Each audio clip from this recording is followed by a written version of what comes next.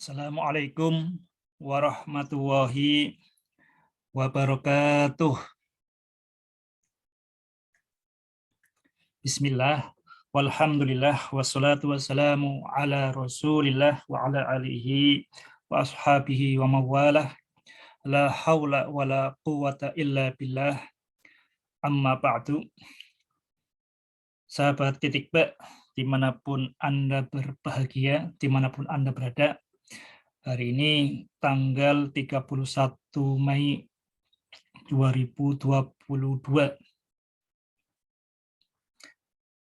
Kita masih dalam suasana Syawal.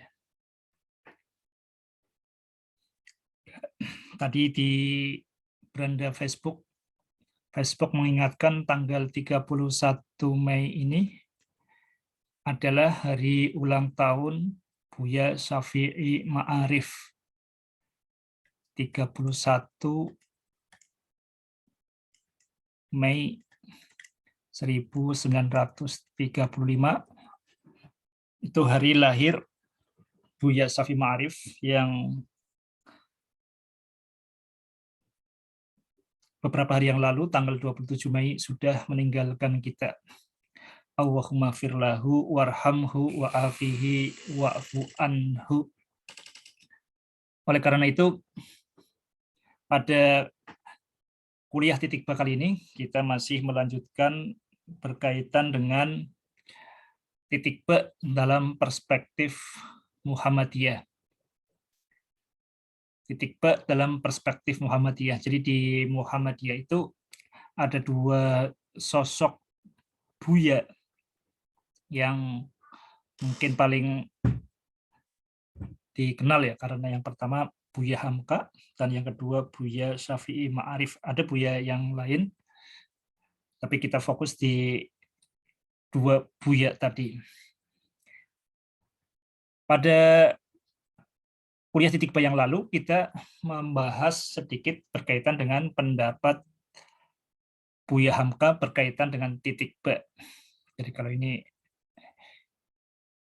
yaitu dalam tafsir Al-Azhar dikatakan bahwa Buya Hamka masih bersepakat, masih bisa menerima jika Al-Quran terangkum dalam Al-Fatihah, Al-Fatihah terangkum dalam basmalah, ya, dalam Bismillahirrahmanirrahim, dalam basmalah,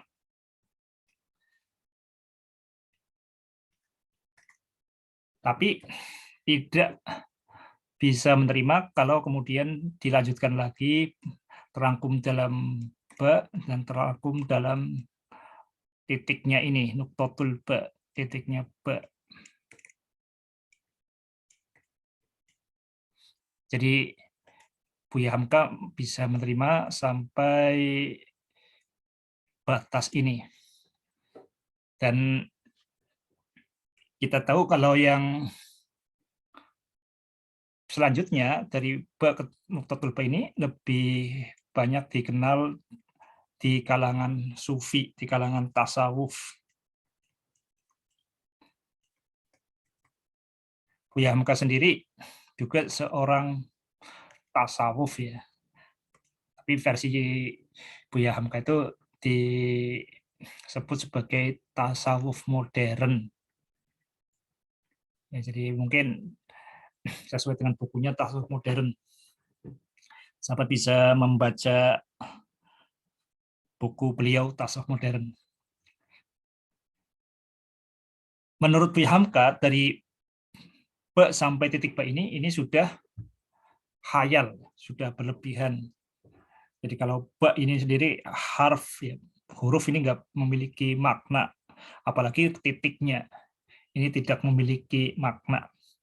Jadi Buya Hamka mencukupkan Al-Quran terangkum di Fatihah dan terangkum di Bismillah. Ini masih bisa dipahami secara umum karena tentang keutamaan basmalah. Jadi hal ini mengingatkan pada keutamaan basmalah. Kullu amrin dzibalin la yubda'u fihi bi bismillahirrahmanirrahim fahuwa aqta'u. Kullu amrin dzibalin la yubda'u fihi bi bismillahirrahmanirrahim fahuwa abtaru. Jadi apapun yang memiliki potensi kebaikan, hal yang baik tapi tidak dimulai dengan bismillah, dengan basmalah, maka akan hangus, lebur, seperti gedung yang dirudal Rusia. Ini pertimbangan pertama. Jadi tadi ini sebagai suatu khayal, dan Buya Hamka selain pertimbangan tadi secara filosofis titik ba, juga berkaitan dengan pertimbangan historis bahwa titik ba itu tidak dikenal, titik ba ini ya, tidak dikenal pada masa Rasulullah Shallallahu Alaihi Wasallam. Jadi ba bertitik, titik ba. Jadi kalau titik ba ya berarti kalau kita lihat fokusnya di titiknya, berarti titik apa? Titik ba. Kalau berkait fokusnya ke hurufnya, huruf ba yang bagaimana? Jadi huruf ba itu dulunya tidak bertitik. Baru bertitik pada masa khalifah yang kelima dari Bani Umayyah, yaitu Khalifah Abdul Malik bin Marwan. Jadi kita bisa lihat, telusuri lebih jelas di Abdul Malik bin Marwan, itu adalah khalifah yang kelima. Kita kemarin sudah membahasnya, tapi ada beberapa hal yang ingin kita lebih cermati. Yang pertama adalah Muawiyah bin Abi Sufyan, ini pendiri Bani Umayyah. Kemudian Yazid bin Muawiyah. Kemudian Muawiyah bin Yazid, jadi Muawiyah cucunya Muawiyah. Di buku sejarah kadang-kadang disebut sebagai ini Muawiyah 1, ini Muawiyah 2. Ini Muawiyah 1, ini Muawiyah 2. Kemudian baru Marwan bin Hakam, kemudian Abdul Malik bin Marwan.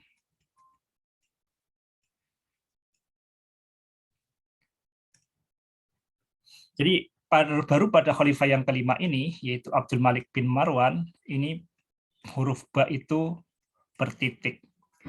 Tapi perlu kita cermati, baru pada khalifah kelima Abdul Malik ini, titik ba secara resmi ditetapkan oleh pemerintah, ba-nya itu bertitik. Jadi musaf mulai pada Khalifah Abdul Malik bin Marwan, ini kemudian pada huruf ba-nya itu bertitik, dan bukan hanya huruf ba-nya, huruf-huruf yang bertitik, yang kita kenal sekarang bertitik, itu mulai diberi titik pada masa Khalifah kelima, yaitu Abdul Malik bin Marwan. Sahabat titik ba, dimanapun Anda berada, kalau sahabat melihat gambar ini, dari Muawiyah, Yazid, Muawiyah, Marwan, Abdul Malik, ini kalau kita tidak cermat, ini seolah-olah ini masa yang sangat panjang. Masa yang sangat panjang. Padahal tidak. Padahal tidak, mari kita akan telusuri. Jadi, titik ba, pertanyaannya tadi ya, titik ba itu tidak dikenal pada zaman Rasulullah. Kita nggak terima dulu kalimat tadi. Kalimat yang kedua, kalau titik ba itu tidak diterima pada masa Rasulullah, tidak ada pada masa Rasulullah, itu dimulai kapan? Sumber-sumber yang ada mengatakan bahwa titik ba itu bermula dari perkataan dari Ali bin Abi Thalib karramallahu wajhah. ana nuqtatul ba'i fi awalil basmalah. Saya adalah titik ba di ana nuqtatil ba'i, ana nuqtatu tahta ba'i fi awalil basmalah. Saya adalah titik di bawah huruf ba di awal basmalah. Itu diduga adalah ucapan Ali bin Abi Thalib karramallahu wajhah. Ini salah satunya, ada juga ya pendapat lain, tapi ini pendapat yang masyhur. Pertama yang masyhur, dan yang kedua pendapat yang paling dekat dengan Rasulullah, sosok yang paling dekat dengan Rasulullah itu adalah, dalam hal ini terkait titik ba ya, adalah Ali bin Abi Thalib karramallahu wajhah.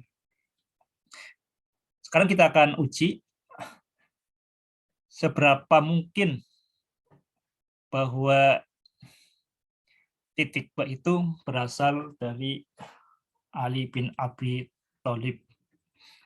Jadi kita akan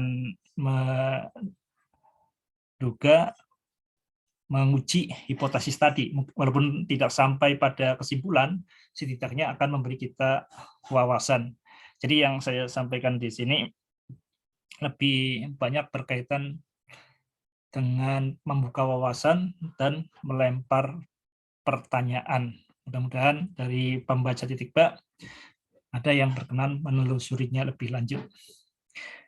Oke, jadi kita akan menguji tadi bahwa benarkah titik ba itu berasal dari Ali bin Abi Thalib karramallahu wajhah. Kalau kemudian berasal dari Ali bin Abi Thalib karramallahu wajhah, dan kita tahu bahwa Sayyidina Ali itu adalah murid utama Rasulullah SAW, ya kita tenang ya. Wah, ini udah paten lah, tidak diragukan lagi. Cuma pertanyaannya, benarkah titik ba itu berasal dari Sayyidina Ali bin Abi Thalib karramallahu wajhah? Lah, apa hubungannya dengan diagram ini, gambar ini? Mari kita lihat di sini. Ini kalau sahabat lihat ini seolah-olah tuh ini masa yang panjang.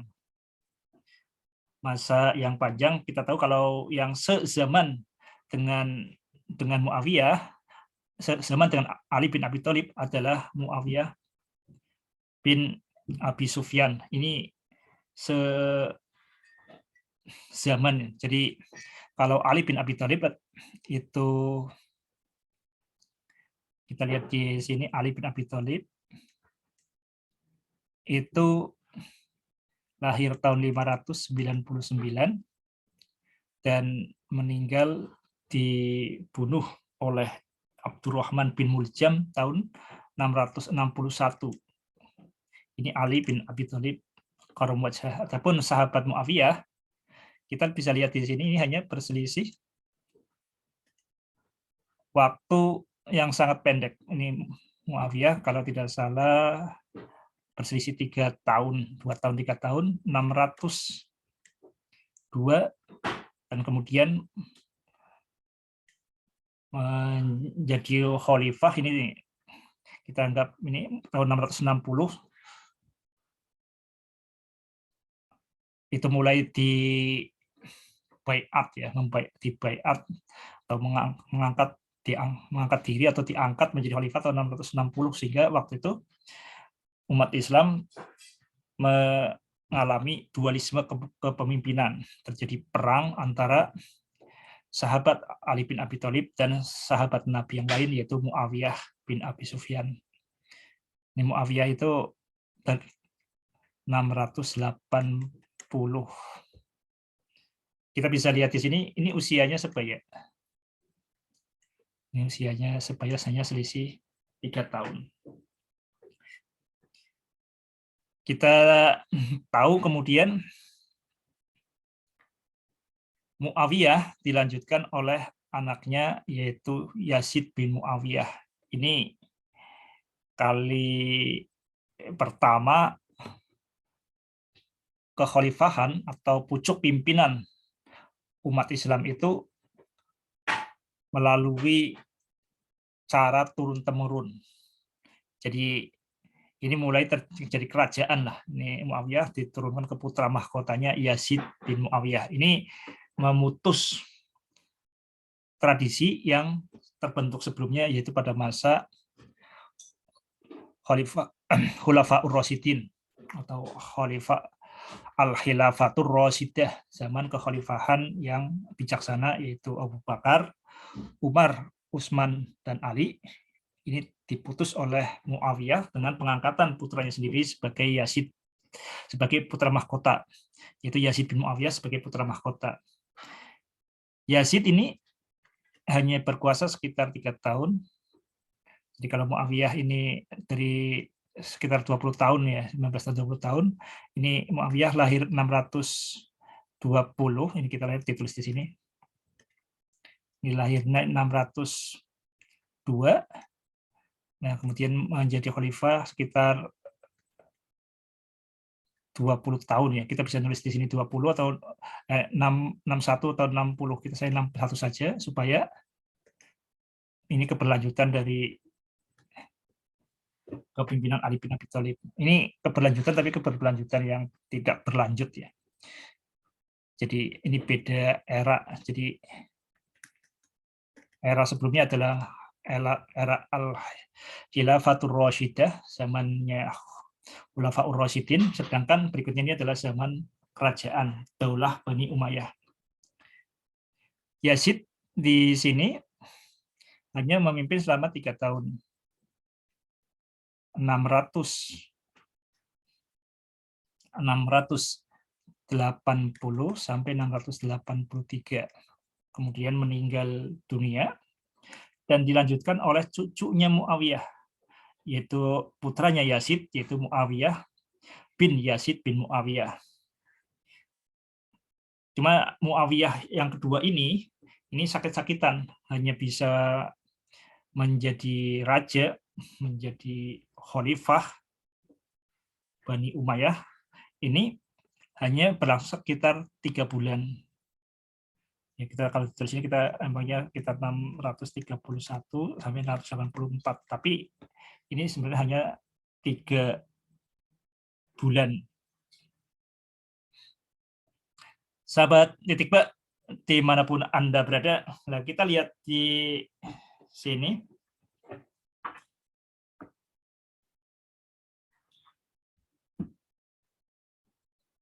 Ini 20 tahun, ini 3 tahun, ini hanya 3 bulan ya. Kemudian dilanjutkan oleh Marwan bin Hakam. Ini bukan anaknya Muawiyah.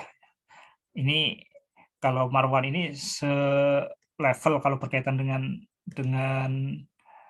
kedudukannya di silsilah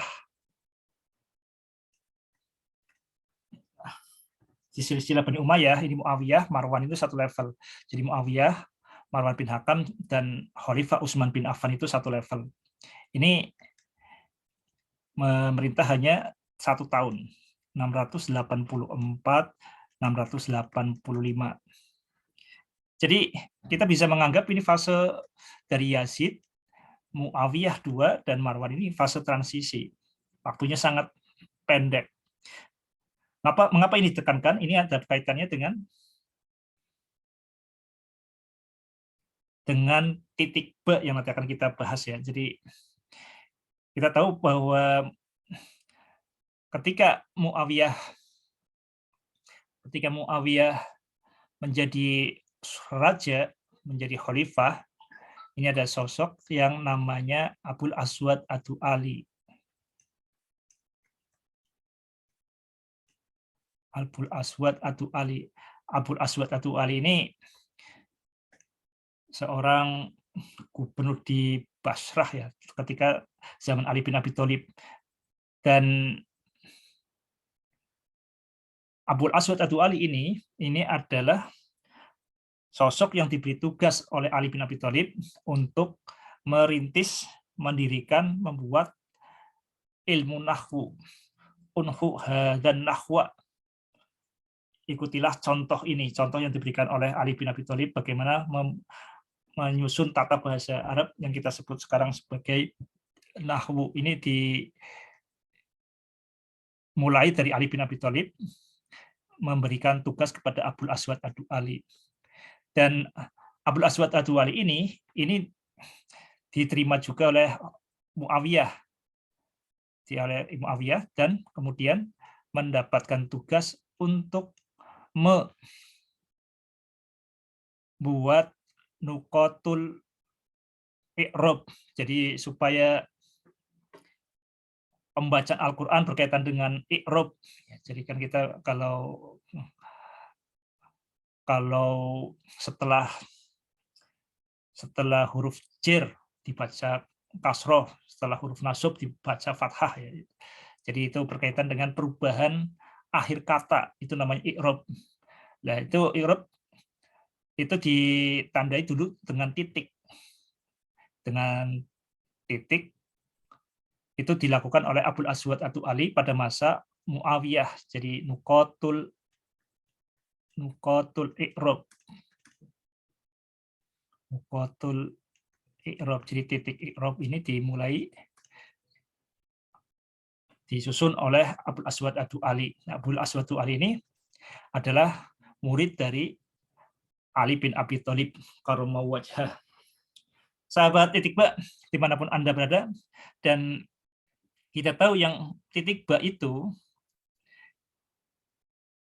mulai ada secara resmi dan secara nasional di lingkungan kekhalifahan Bani Umayyah itu pada masa Abdul Malik. Kita lihat di sini kelihatannya sangat jauh ya di sini. Nah, ketika di sini kemudian Khalifah Abdul Malik, dalam hal ini ada seorang kepercayaannya yang mengokohkan Bani Umayyah, namanya Al-Hajjaj bin Yusuf As-Saqafi. Ini seorang sosok yang beringas tapi sangat mencintai Al-Quran. Ini sosok yang aneh ya. Di satu sisi penjahat, bahkan Umar bin Abdul Aziz menyebutnya sebagai musuh Allah. Tapi ini Al-Hajjaj As-Saqafi ini seorang guru yang kemudian menjadi panglima militer. Al-Hajjaj bin Yusuf As-Saqafi. Ini merintahkan agar huruf-huruf dibedakan antara huruf ba dengan huruf ta, dibedakan dengan sa, jim dengan ho, ha, sin dengan shin, to dengan zo, itu dibedakan dengan memberikan titik ini yang kita disebut sebagai nuqatul i'jam. Ini yang melakukan tugas ini adalah Nasr bin Asim Al-Laisi.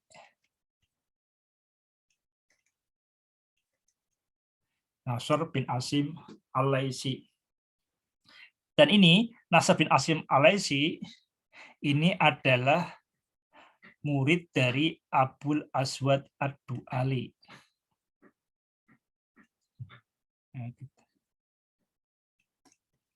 Ini yang membuat nuqatul i'jam. Jadi ini qaf titiknya 2, nun titiknya 1 di atas, itu namanya nuqatul i'jam, bagian dari nuqatul i'jam. Nuqtoh untuk pembeda huruf.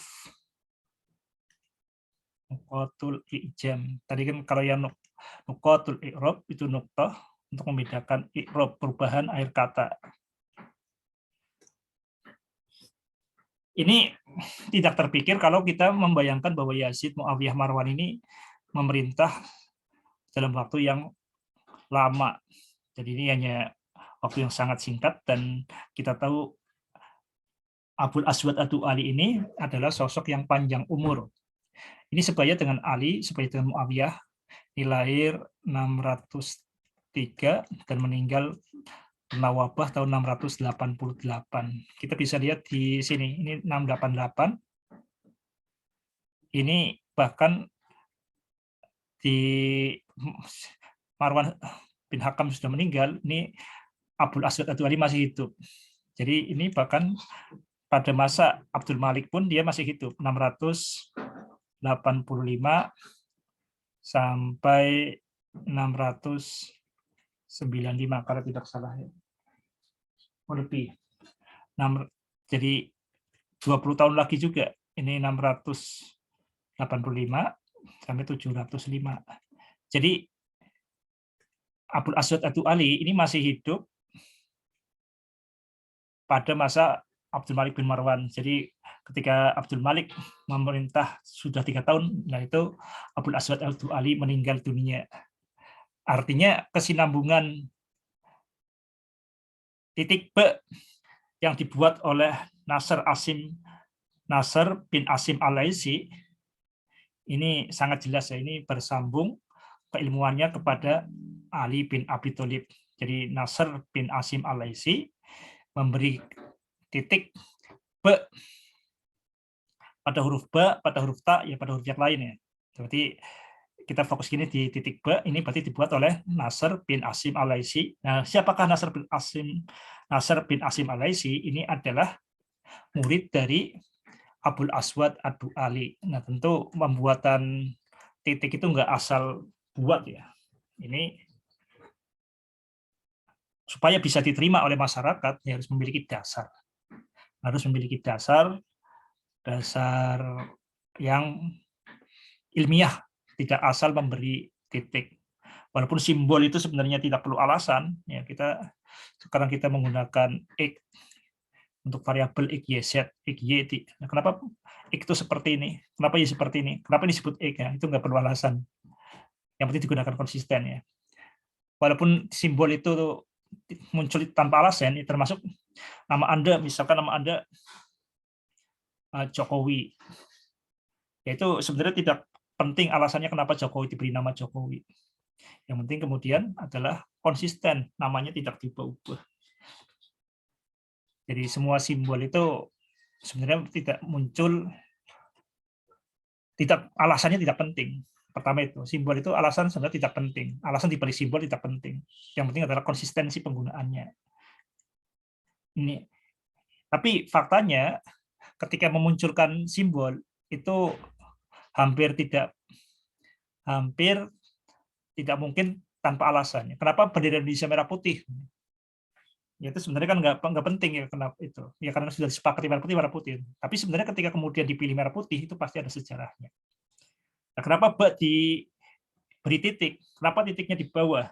Ya itu tidak penting. Yang penting B-nya sekarang yang seperti itu kita terima sebagai fakta seperti itu. Tinggal kita menggunakannya secara konsisten. Itu ya hal yang pertama. Yang kedua, tadi tidak ada simbol apapun sebenarnya yang muncul itu ujuk-ujuk. Pasti ada sesuatu di baliknya. Nah, ini titik B dibuat oleh Nasr bin Asim Al-Laisi pada masa Khalifah Abdul Malik bin Marwan. Nah, siapakah Nasr bin Asim Al-Laisi? Ini adalah murid dari Abul Aswad Ad-Du'ali. Siapakah Abul Aswad Ad-Du'ali? Ini adalah murid dan kepercayaan dari Sayyidina Ali bin Abi Thalib karramallahu wajhah. Demikian yang dapat saya sampaikan pada kuliah titik B kali ini. Mudah-mudahan bermanfaat. Ya ayyuhalladzina amanu taqullaha wa qulu qawlan sadida yuslih lakum a'malakum wa yaghfir lakum dzunubakum wa may yuti'illaha wa rasulahu faqad faza fawzan 'azima. Wassalamu alaikum warahmatullahi wabarakatuh.